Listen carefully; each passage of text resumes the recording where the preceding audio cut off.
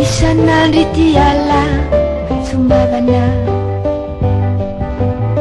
ny voronkely mandalo tsy misy rana ihany, tsy afaka ampitony ty foko tomany.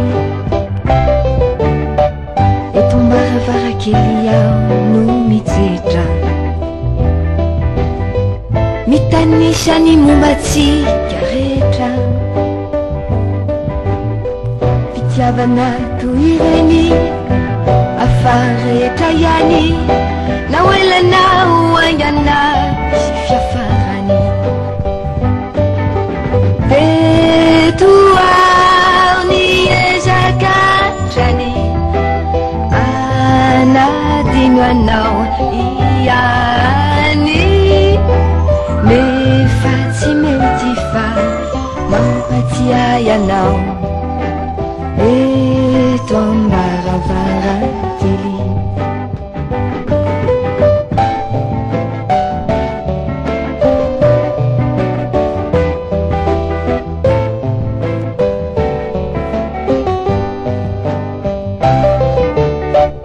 Eto ambaravarakely aho no mandefa, ny eritreritro to tsy mety anefa, fizay rehetra tao ny antefany aminao, tsy laitra fa manjary atsiarovako anao. Eto ambaravarakely aho no isaina, ny fiarantsika very maina, ny orana milatsaka, ty tsaroko ny atsika, varina loatra ho hitantaratsika.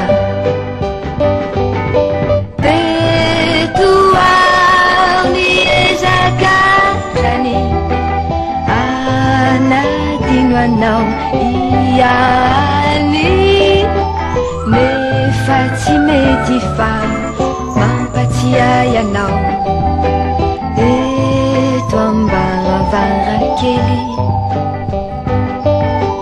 nefa tsy mety fa mampatsiahy anao.